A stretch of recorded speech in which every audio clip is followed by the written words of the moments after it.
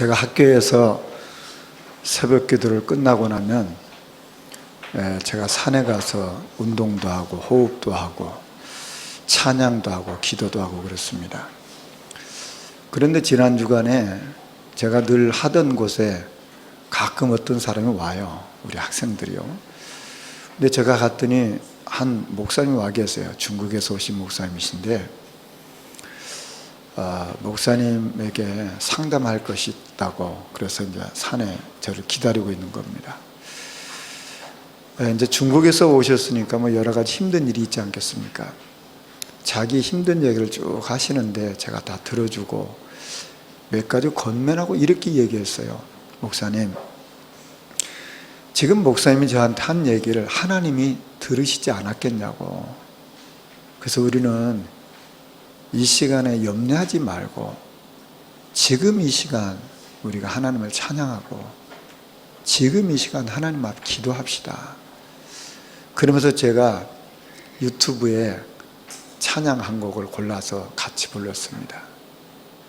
나를 지으신 주님 내 안에 계셔 처음부터 내 삶은 주의 손에 있었죠. 내 이름 아시죠. 내 모든 생각도 내 흐르는 눈물 그가 닦아주셨죠. 제가 이 목사님과 같이 찬양을 하는데 목사님이 눈물을 쭉 흘리면서 같이 기도했습니다. 그리고 그날은 제가 운동하지 않고 목사님과 함께 찬양하고 기도하고 내려왔습니다. 목사님이 저한테 그 얘기하는 거예요. 목사님, 너무 감사합니다. 내가 이 아침에 이 산에 오지 않았더라면 어떻게 할 뻔했냐고 그 고백을 하시더라고요. 여러분, 저와 여러분이 찬양할 때 하나님은 저와 여러분 영혼을 움직이십니다. 우리가 정말 많은 고민을 하고 염려를 하는데 그 시간에 찬양하면 성령이 역사하십니다. 이게 우리는 사실적으로 체험해야 되거든요. 그 목사님 그걸 그 자리에 체험한 거예요. 그 목사님 가끔 산에 오면은 제가 같이 찬양을 하거든요. 그것도 잊어버렸다가 목사님 찬양해야죠. 이게 회복하시는 거예요. 참 감사하죠. 주님이 십자가에 못 박혀 죽으시면서 다 이뤘다고 말씀하셨어요. 무엇을 이루셨습니까? 우리가 아무리 발버둥치고 애쓰고 수고해도 빠져나올 수 없는 사단의 손아귀에서 빠져나올 수 있는 길을 열어놓으셨어요. 우리가 아무리 진실하게 바르게 착하게 살아도 해결할 수 없는 죄의 저주를 예수님이 십자가상에 다 해결해 놓으셨어요. 결국은 실컷 이 땅에서 수고하고 무거운 짐을 지고 살다가 지옥 가야 되는 그 지옥의 권세를 해결해 놓으셨어요. 그분이 그리스도거든요. 그 그리스도가 우리를 어떻게 하시냐? 그리스도 안에 있는 자는 결코 정잠이 없다. 그 축복 속에 우리를 인도하세요. 그래서 우리는 그 그리스도가 내 안에 성령으로 나와 함께 하셔서 내 삶을 이끌어 가신다 그 말이에요. 보혜사 성령을 우리에게 보내주셔서 너희 안에 영원히 함께 하겠다. 너희를 고아처럼 버려두지 않겠다 그랬거든요. 그분이 지금 저와 여러분 안에 계시거든요. 그리스도는 하나님의 지혜와 하나님의 능력이십니다. 그분이 저와 여러분과 함께 하시기 때문에 우리는 이 축복 누리고 사는 증인입니다. 그냥 교회 다니는 사람이 아니고 그리스도가 내 안에 계시구나, 나와 함께 하시구나, 내 흐르는 눈물을 지금도 닦아주시고 역사하시는 분이시구나. 이거 체험하고 확인한 증인이라 그 말이에요. 누가복음 10장 17절 이하에 보면 하나님 나라가 임한 사람들의 고백이 나와요. 예수님의 70인 제자들이 현장에 나가서 그리스도를 말합니다. 그랬더니 귀신 들린 사람들이 귀신이 쫓겨나는 거예요. 이건 현장 가서 그리스도를 전파해 본 사람만이 아는 거거든요. 근데 현장에 가서 귀신 들린 사람들에게 예수 그리스도를 설명하는 거예요. 사단을 꺾으신 그리스도 이름을 설명하는데 귀신들이 쫓겨나는 거예요. 그러니 얼마나 힘나겠어요. 얼마나 기쁘겠어요. 너무너무 힘나고 기뻐서 그 제자들이 주님 앞에 돌아왔어요. 그래서 주님, 우리가 예수 그리스도 이름을 말했더니 귀신이 쫓겨나고 중병권자들 치유받고 이런 역사가 일어납니다. 너무 기쁘고 너무 감사합니다. 그랬더니 우리 주님이 하신 말씀이요, 뱀과 정갈을 밟으며 원수의 모든 능력을 제할 권세를 너에게 주겠다 그래요. 이미 너에게 있다 그 말이요. 이 축복이 와 있다 그 말이요. 그러면서 주님이 중요한 얘기를 하십니다. 너희가 내 이름으로 귀신을 쫓아내는 것도 물론 귀한 거지만은 너희 이름이 하늘에 기록된 것으로 기뻐하라고 했어요. 자, 우리는 이 땅에 살아가면서 우리가 그리스도 이름 말하면 하나님 역사하세요. 귀신이 꺾이는 거라 그 말이에요. 죄 저주가 해결돼요. 그런데 그게 기쁨이지만 더한 기쁨이 있어요. 그게 뭐냐? 우리의 이름이 하늘에 기록되어 있다 그 말이에요. 이게 하나님 나라거든요. 우리 뭐 죽어서 하나님 나라 갈 뿐만 아니라 우리는 영원한 보장 받았을 뿐만 아니라 이 땅에서 그 축복을 체험하고 확인하고 사는 거예요. 이 일의 증인이에요. 우리는 이 땅에 육신을 가지고 이 땅에서 살지만은 우리의 이름이 하늘나라 생명책에 기록되어 있는 거예요. 이 축복을 우리가 이 땅에서 확인하며 사는 거예요. 이 일의 증인이라 그 말이에요. 그러면 이 하나님의 나라가 임하게 되면 어떻게 됩니까? 그때부터 이제 우리에게 성령 충만이 오는 거죠. 과거에는 육신 기준으로 살았지만 이제는 영적 기준으로 삶이 바뀌는 거예요. 과거에는 내가 세상 틀에 매여서 살았지만 이제는 하나님의 역사로 바뀌는 거예요. 과거에는 문제 생기면 염려하고 근심하고 걱정했지만 이제 기도가 되고 찬양이 되는 거예요. 이게 성령 충만입니다. 과거에는 세상살이가 먼저고 세상 일이 먼저였는데 이제는 어떻게 됩니까? 예배가 먼저예요. 이게 성령 충만입니다. 과거에는 내가 육신을 위해서 쓸 것이 많고 하나님 앞에는 드릴 게 없었는데 이제는 어떻게 하면 내가 하나님께 더 많은 시간을, 더 많은 정성을, 내 인생을 어떻게 하나님이 원하는 일에 쓰임받을까, 더 많은 헌금을 드릴까, 내가 복음 전하는 일에 더 많은 일을 할까 생각이 바뀌는 거예요. 이게 성령 충만입니다. 과거에는 내일밖에 몰랐는데 이제는 정말 복음 전하는 교회를 위해서 내가 어떻게 헌신할까 이런 생각하는 거예요. 이게 성령 충만입니다. 성령 충만은 씩씩거리는 것이 아니고 생각이 바뀌는 거예요. 삶이 바뀌는 게 성령 충만입니다. 그러면 이렇게 성령 충만하게 되면요, 이때부터 조급증이 사라지고 여유가 생겨서 기다려지는 거예요. 재창조의 기다림이 되어지는 거예요. 저 중국의 동부지방에 가게 되면 모소 소나무를 농사는 농부들이 있어요. 특별한 소나무입니다. 농부들이 그 소나무를 심어놓고 다른 일을 해요. 근데 1년이 지나도 아무 증상이 없어. 그러면 농사를 하면 씨를 뿌려놔서 뭐가 나야 될 거 아니에요. 1년이 지나도 아무 흔적이 없어요. 2년이 지나도 흔적이 없어. 3년이 지나도 아무 변화가 없어. 4년이 지나도 아무 변화가 없어. 그러니까 그 지역을 가는 사람들이 아유, 농사라면 뭐가 있어야 될 거 아니냐고, 이게 뭐냐고. 그분들은 아무 걱정도 없고 편하게 자기 할 일들만 하고 있는 거예요. 5년째가 되는 날, 갑자기 그 아무 변화가 없던 그 땅에서 죽순이 솟아나요. 하루에 30cm씩 자라요. 한 달 만에 15m 커버립니다. 그게 모소 소나무입니다. 성경의 히브리서 10장 36절에 너희에게 인내가 필요함은 너희가 하나님의 뜻을 행한 후에 약속하신 것을 받기 위함이라. 여러분 무슨 얘기인지 아십니까?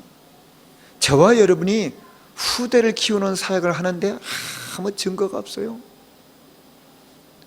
후대를 놓고 사역을 하고 거기 뭔가 막 쏟아붓는데 무슨 역사가 일어나면 얼마나 좋겠어요. 아무 역사가 없다니까.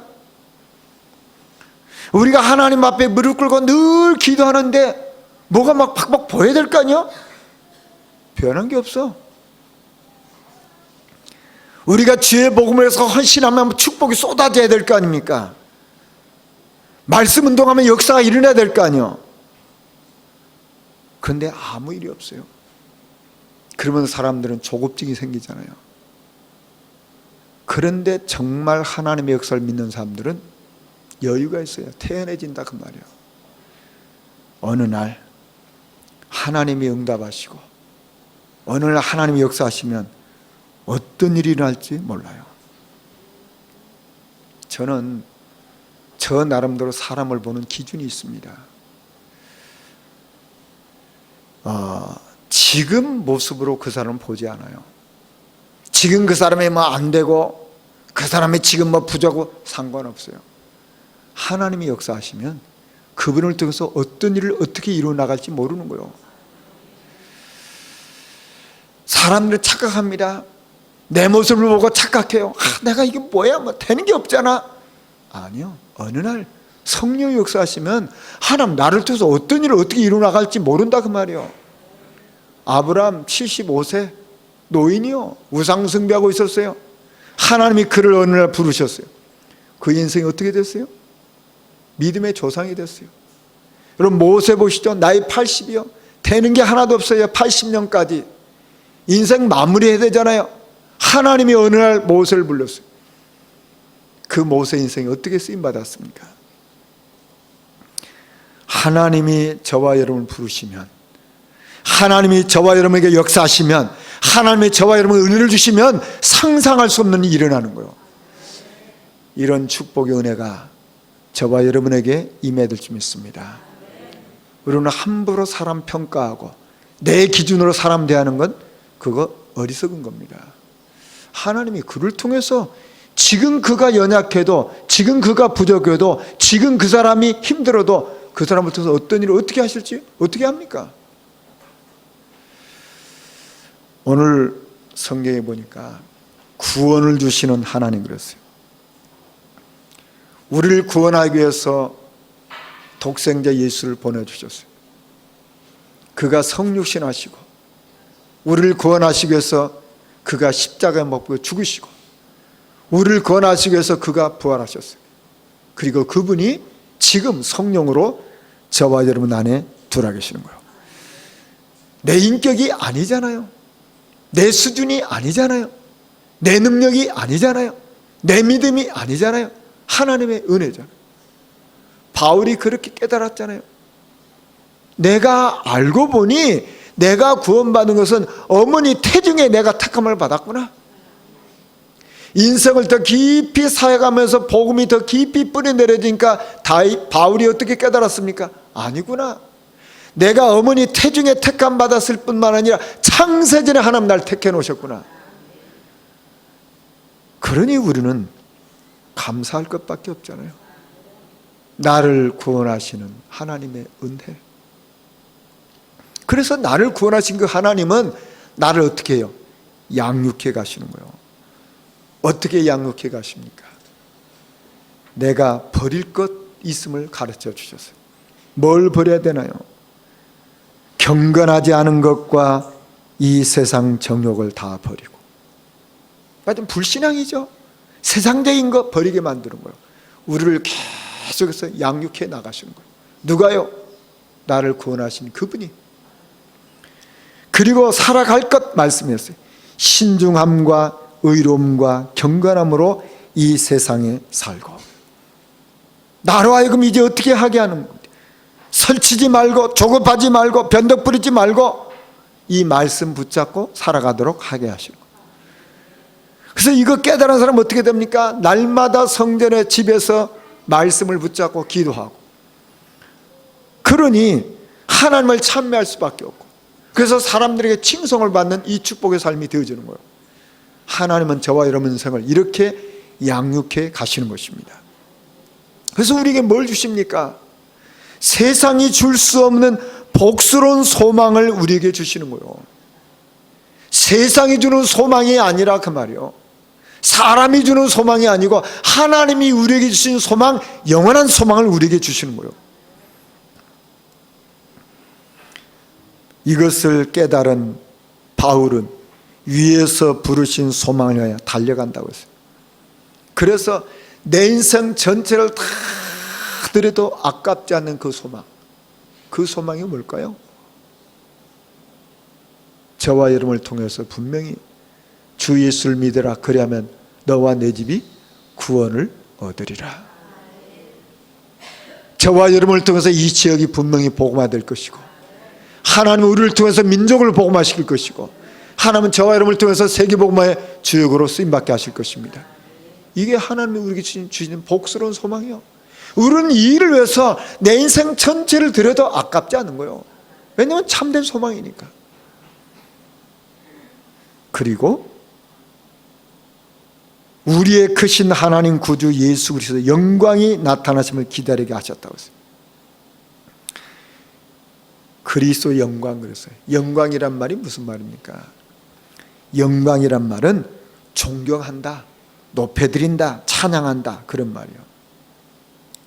여러분 보시죠. 자식이 잘 되면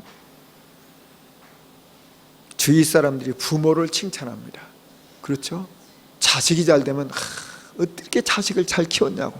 사실은 우리가 한 게 없는데, 이게 부모가 영광을 받는 거예요. 그걸 보고 영광이라고 말해요.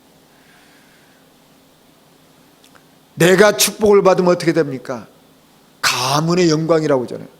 그 사람의 성공이 되면 가문의 영광입니다. 그렇잖아요. 그 가문이 살아나는 거예요. 골리앗이 이스라엘에 쳐들어와서 계속 하나님을 조롱하잖아요. 이때 다윗이 그 전쟁터에 나갔어요. 골리앗의 목을 쳐버리고 골리앗의 머리를 들고 왔어요.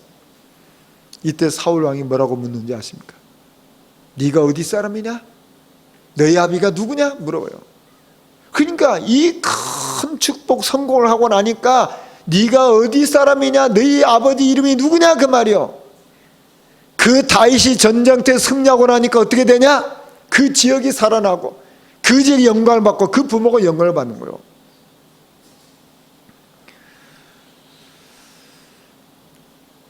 운동선수가 세계대회에 가서 금메달을 따면 어떤 일을 합니까? 애국가가 이렇게 울려지잖아요. 국위가 선양된다, 그 말이에요. 그걸 보고 영광이라고 말하는 거예요. 저와 여러분은 하나님이 값으로 산 것이 되었으니 그런즉 너희 몸으로 하나님께 영광을 돌리라고 했어요. 다 때문에 내 주변 사람들이 하나님 살아계시구나 이렇게 되는 걸 보고 영광이라고 말하는 거예요. 세상은 연인을 노래하고 있어요. 세상은 자기 성공을 노래하고 있어요. 그런데 하나님은 저와 여러분을 왜 창조하셨냐? 내 백성은 나를 찬송하기 위해서 지었다고 했어요. 하나님을 찬송하기 위해서 지었어요. 누가복음 17장 12절 이하에 보면 나병 환자 10명이 예수님에게 찾아옵니다. 예수님, 우리를 불쌍히 해달라고 애원을 합니다. 이때 예수님이 그래, 제사장에게 찾아가라 했어요. 그때 당시에는 의사가 제사장이거든요. 제사장이 판단을 해줘요. 중풍병자다 아니다 판단해줘요. 그런데 제사장에게 가다가 이 10명의 이 문둥병자들 문둥병이 나왔어요. 얼마나 기쁩니까? 9명의 문둥병자는 다 기뻐하고 돌아갔어요. 한 사람, 성경은 사마리아 사람이라고 했어요. 사마리아 사람은 유대인들이 조롱하고 멸시하고 천대하는 사람이에요. 아무 볼품없는 사람이라 그 말이에요. 사람 취급을 받지 않는 사람이라 그 말이에요. 이 한 사람만 자기가 나병 환자에서 나은 걸 보고 하나님을 크게 찬송하면서 예수님 앞에 달려와요. 그 앞에 무릎을 꿇어요. 무릎을 꿇고 그 예수님을 높여드리는 거예요. 이때 예수님 물었어요. 나머지 9명은 어디 갔냐? 다 제 길로 갔죠.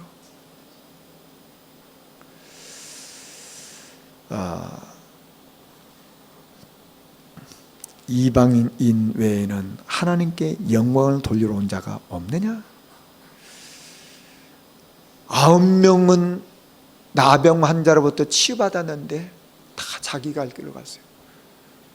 사람들에게 손가락질 받고 멸시도 받고 천대받는 사마리아 사람, 이방인 이 사람만, 한 사람만 예수님 앞에 와서 크게 영광 돌리고 그 무릎을 꿇어요. 우리 주님이 말씀했어요.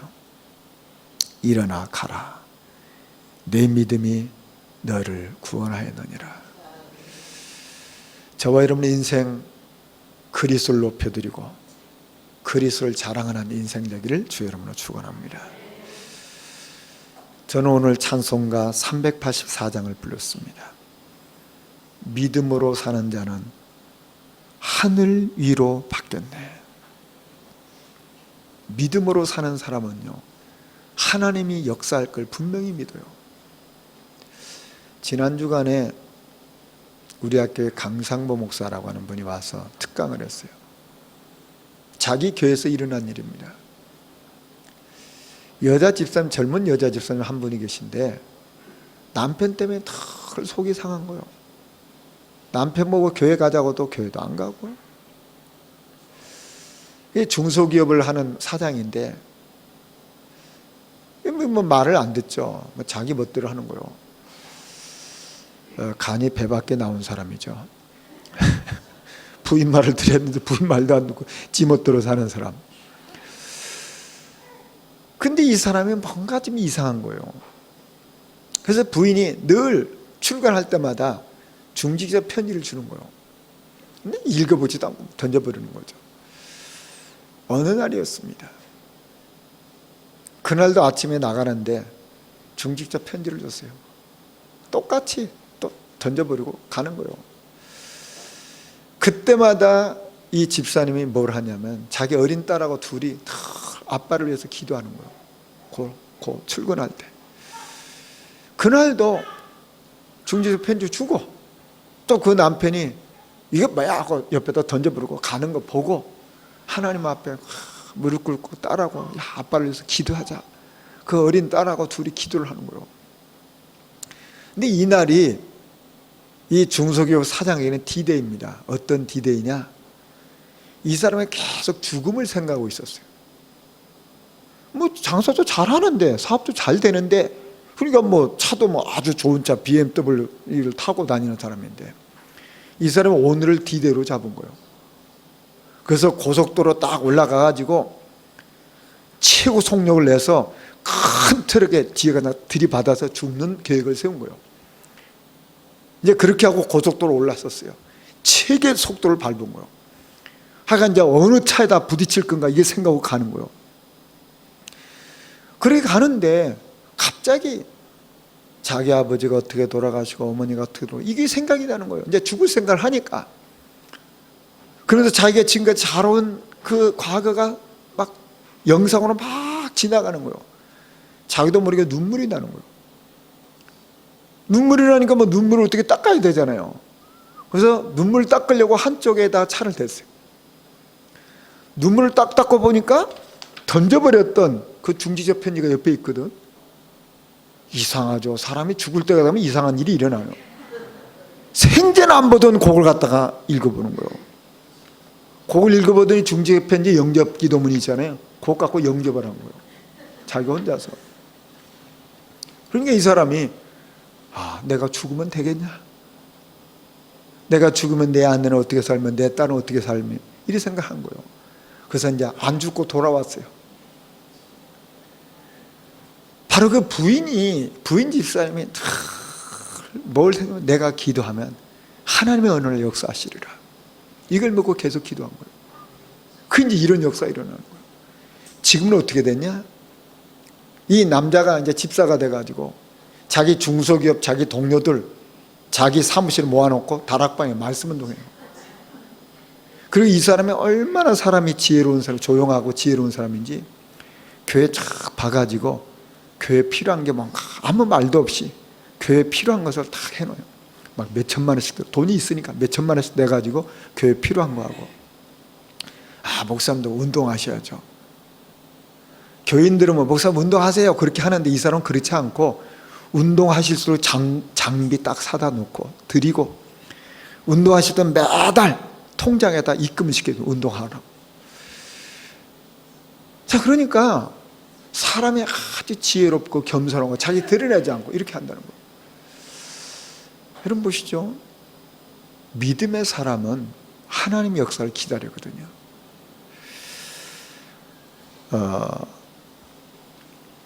저와 여러분에게 이 은혜가 임하기를 주의 이름으로 축원합니다. 사람들은 자꾸 잔소리하면 되는 줄 아는데 여자 사람은 잔소리 잘 안 들어요. 기도 속에 들어가면 됩니다. 여러분 요셉을 보면요,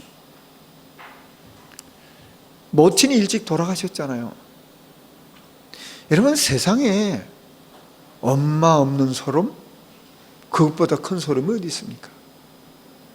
엄마가 없다. 아니 이 땅에 살아가면서 소름 중에 소름이 뭐겠어요? 엄마 없는 거잖아요. 어린애에게. 그 불쌍한 애를 배다른 형들이 어떻게 하냐? 계속 괴롭히는 거예요. 아마 한쪽 구석에 가서 접해고 그랬겠죠. 그러면 그게 어디다 맞을 때마다 무슨 생각하겠어요 이게?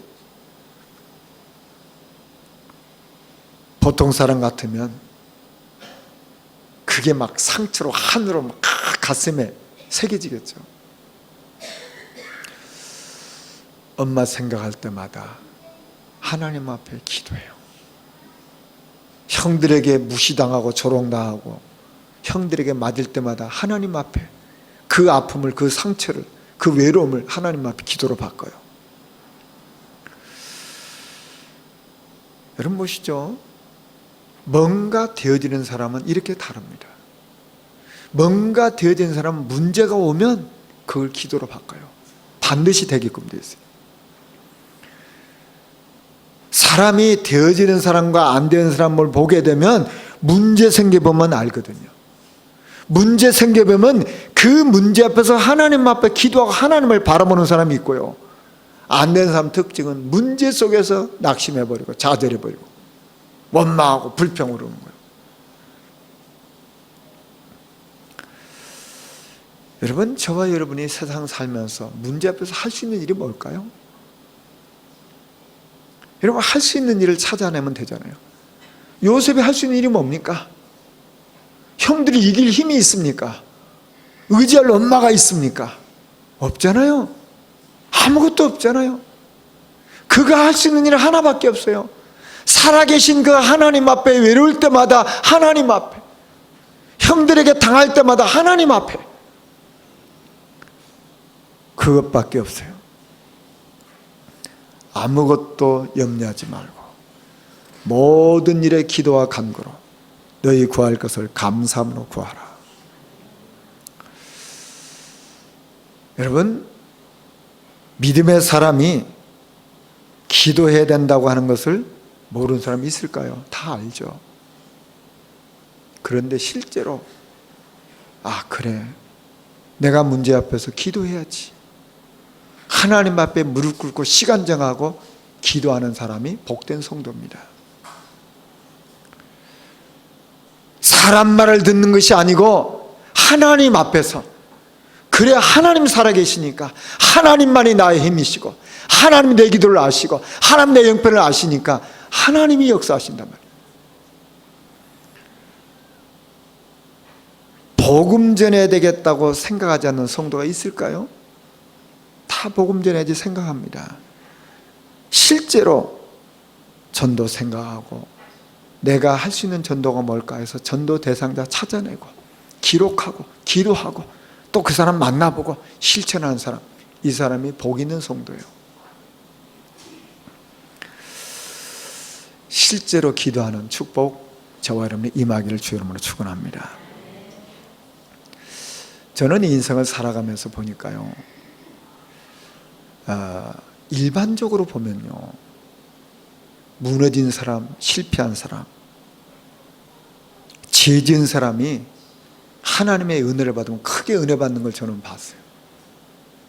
그런데 뭔가 좀 되어지고 있고 삶의 규모도 좀 되어 있고 좀 바른 사람은요, 은혜를 받아도 겉은혜를 받아요. 보니까 그 왜 그럴까 생각해 봤어요.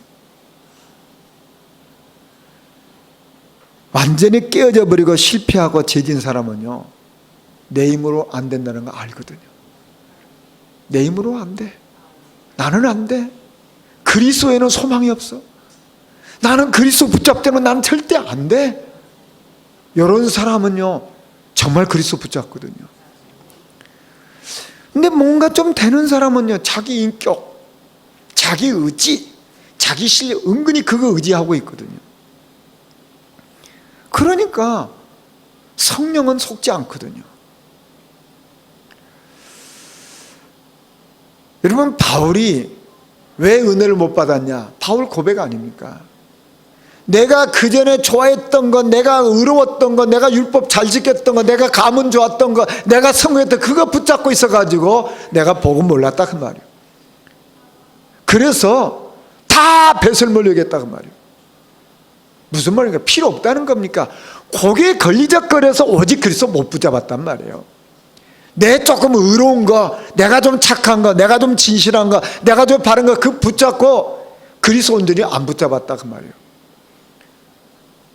그리스도 깨닫고 보니까 그게 방해물이었어요. 그래서 배설물 여겼다 그 말이에요. 여러분 보시죠. 내 인생이 크게 실패하고 내 삶이 완전히 무너져 버리고 이런 사람 특징 뭡니까? 은혜가 임하면 폭포수처럼 쏟아지는 거예요. 왜냐하면 나는 안 돼. 알거든. 내 힘으로 안 돼. 알거든. 그러니까 낮아질 수밖에 없잖아요. 그런데 하나님은요, 은혜 받은 사람 또 있어요. 축복받고 성공해도 정말 겸손하게 낮아진 사람이 있다. 이 사람들이 축복받는 거예요. 부산에 유명한 재벌이 있대잖아요. 부산에서 최초로 초호화 호텔을 짓고 부산의 국제시장에 빌딩이 몇 개나 있는 아주 부자가 있어요. 여자 회장님. 이분이 예수를 믿었어요. 그냥 교회를 나온 거예요. 그러니 뭐 돈 많으니까 교회 필요한 것도 헌금도 많이 하고 봉사도 많이 하고 이런 분인데, 뭐 교회에서 이렇게 하다 보면 이제 왜 우리도 그런 거, 우리 교회도 그런 것처럼 뭐 이렇게 순번 돌아가서 자기 맞으면 교회 봉사 담당 그런 게 있잖아요. 교회 식당 봉사 담당.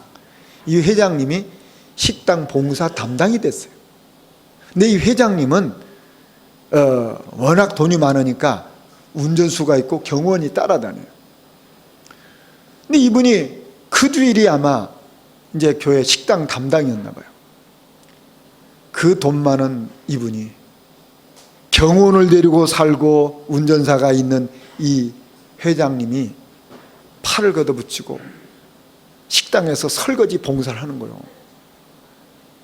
그러니까 그 운전기사하고 그 경호원이 그걸 본 거예요. 아니, 우리 회장님이 저 식당에서 설거지한다? 이 교육이 뭐 하는 곳이야, 교회가. 교회가 이게 뭐 하는 곳이냐 말이야. 교회가 이게 뭐냐 말이야. 아니, 우리 회장님이, 그 돈 많은 우리 회장님이 집에서 물 한 방울도 안 만지는 이분이 교회 와서 설거지를 하고 있어? 교회 뭐가 있구나. 그래서 이 경호원하고 운전사가 예수 믿은 거예요. 여러분, 예수 믿으면, 제대로 은혜를 받으면 사람이 낮아집니다. 그리스도밖에 안 높여주고 짜는 낮아지는 거예요. 나도 모르게 교만해진 사람은 복이 없는 거예요. 저와 여러분이 은혜 받으면 은혜 받을수록 정말 그렇구나 낮아지는 거예요. 이런 축복 누리시길 주의 이름으로 축원합니다. 저는 이번 주간에 이사야 54장 1절에서 3절을 계속 묵상하고 있습니다.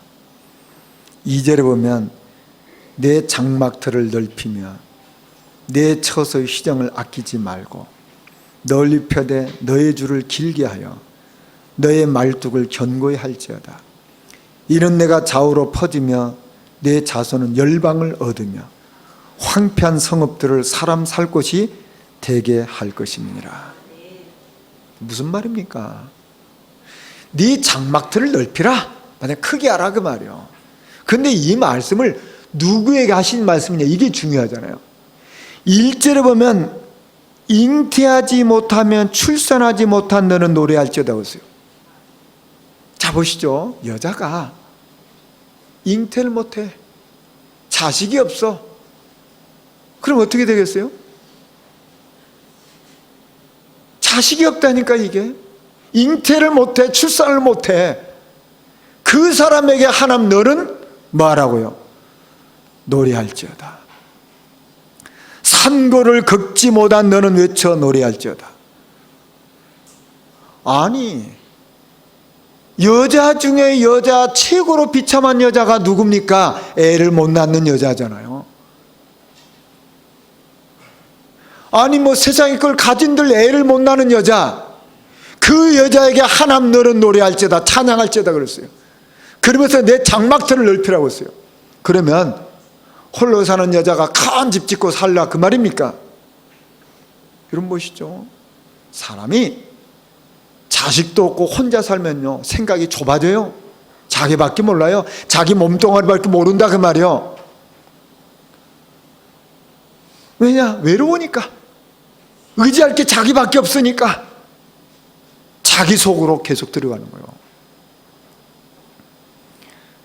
점점 외로워져서 자기밖에 모르는 사람 되는 거예요. 하나님은 뭐라고 말씀합니까? 잉태하지 못하며 출산하지 못한 너는 노래할지어다. 산고를 엮지 못한 너는 외쳐 노래할지어다. 내 장막틀을 넓히고 내 처소 휘장을 아끼지 말고 널리 펴되 너희 줄을 길게 하며 너희 말뚝을 견고할지어다. 무슨 말입니까? 생각을 넓히라 그 말이요, 마음을 넓히라 그 말이요. 내 인생이 너 혼자만 먹고 사는 존재가 아니라 그 말이요. 무슨 말입니까? 네가 애가 없어? 자식이 없어? 가족이 없어? 그러면 많은 사람을 내 가족으로 삼으라 그 말이요. 많은 사람을 살리라 그 말이요. 그 말입니다. 지금 지켜온 집 지고 거기서 혼자 떵떵이면서 살라 그 말입니까? 내 좁아진 것 장막터 넓히라 그 말이요. 내 기도의 폭을 넓히라 그 말이요. 내 삶의 폭을 넓히라 그 말이요. 너밖에 모르는 그거 깨버리라 그 말이요. 조선시대 최고 상인이 있어요. 임상옥입니다. 그게 우리나라 드라마에도 들어왔죠. 상도 이런 드라마로 들어왔어요. 이분이 옛날에 인삼 장사를 하게 됐는데 중국에 인삼을 팔고 이제 돈을 갖고 있어요. 물론 자기 회사가 아닙니다. 근데 이제 사람들이 이제 못된 사람들이 그렇게 하죠.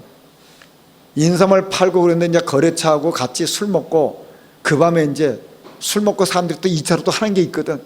저 술집에 들어가서 이제 방에 들어갔는데 거기 이제 여자를 맞으면 창녀죠. 창녀를 넣어주는 거예요. 그래서 이제 하룻밤 지내고 가라고. 이제 임상옥 씨도 이제 그렇게 들어간 거죠. 그런데 거기에 그 방에 들어갔더니 아주 앳된 소녀가 있는 거예요. 이제 창녀가 된 거죠. 팔려온 거예요. 그래서 그 아이가 막 손을 비비면서 나를 살려달라고 그러는 거예요. 그거 왜 그러냐? 그랬더니 우리 아버지가 너무 어려워서 내가 빚 때문에 팔려왔다는 거예요. 나를 좀 살려달라고. 자기가 뭐 돈이 없는데 어떻게 합니까? 주인을 불렀어요. 이 사람 살려주려면 얼마나 돈을 줘야 되냐? 또 상당히 돈을 달라는 거예요. 그래서 자기 돈도 아니지만 인삼 판 걸 갖다 다 주고 이 여자에게 그래 너 가라 살려줬어요. 이 사람은 자기 회사에서 잘린 거죠. 인삼빵이 자기 돈 아닌데 그걸 갖다 써버렸으니까 어떻게 합니까? 잘렸어요. 고생을 많이 했겠죠. 세월이 지났습니다. 이 여자가 누구냐면 장미령이요. 이 미령이가 중국에 가가지고 중국에서 어떻게 하다가 부잣집 식모로 들어갔어요. 워낙 식모 일을 잘하는데 그 사모님이 병이 들어서 죽게 됐어요. 이 사모님이 돌아가시면서 유언을 했어요. 자기 남편, 여보 내가 보니 저 미령이가 애가 괜찮으니까 어리지만은 당신을 도와줄 사람이니까 내가 죽으면 저 사람을 당신 부인으로 맞으시고 그런 거요. 뭐 그래서 이제 부인은 죽고 미령이가 그 부자의 부인이 된 거예요. 그 부자인 이 사람한테 미령이가 얘기한 거예요. 자기 인생 얘기를 하면서 나를 구해준 사람이 있는데 그 사람을 좀 도와달라고. 이 중국의 이 부자가 임상을 찾기 시작했어요. 이게 찾았어요. 이 사람을 도와줘가지고 거부가 된 거예요. 그 얘기가 상도입니다. 여러분, 저와 여러분이 내가 지금 하고 있는 이 일이 적은 일일지 모릅니다. 우리가 지금 후대를 위해서 헌신하는 이 일이 뭐 적은 일이 될 수도 있어요. 이게 앞으로 미래에 어떤 일을 하나님이 어떻게 엮어갈지 모르잖아요. 장막터를 넓히라. 나밖에 모르는 좁은 마음의 그릇을 넓혀야 되거든요. 나밖에 모르는 우리 인생이 교회가 품어져야 되거든요. 내 자식밖에 모르던 우리가 우리에게 붙여진 우리 후대들을 품어야 되거든요. 우리밖에 몰랐던 우리의 마음이 넓어져서 하나님이 원하시는 소원을 품어야 되거든요. 저와 여러분은 늘 충돌이 됩니다. 하나님이 원하시는 걸 해야 되냐, 내가 원하는 걸 해야 되냐. 그럼 우리는 뭘 선택해야 될까요? 저와 여러분의 생각을 넓히시고 그릇을 넓히시고 내 장막터를 넓히시고 내 믿음의 지경을 넓혀서 우리 후대를 품고 교회를 품고 현장을 품고 세계를 품는 그런 축복의 사람으로 저와 여러분이 쓰임받을 줄 믿습니다. 왜냐하면 우리는 너무나도 가난하게 살다 보면요 나밖에 몰라요. 너무 힘들게 살다 보면 환경에 매여서 그 이상을 생각할 수가 없어요. 하나님은 우리로 하여금 그렇게 살다가 죽기를 원치 않거든요. 저와 여러분을 통해서 후대를 살리고 교회를 살리고 현장을 살리고 하나님의 소원이 이루어지길 원하는 거예요. 내가 비록 지금 형편 어려워도 장막터를 넓히시길 주의 이름으로 축원합니다. 생각을 넓히시길 주의 이름으로 축원합니다. 그릇을 넓히길 주의 이름으로 축원합니다. 말씀을 정리하겠습니다. 믿음의 사람은 묵묵히 자기 일을 하면서 하나님의 역사를 기다릴 수 있습니다. 저와 여러분의 인생 이유는 그리스도를 높이고 그리스도를 자랑하는 데 있어요. 그리고 저와 여러분이 어떤 형편에 있든지 그 형편에 내 수준에 매이지 말고 장막터를 넓히는 이런 축복 누리시기를 주의 이름으로 축원합니다. 말씀 생각하시면서 올리는 기도하시겠습니다. 하나님 감사합니다. 주님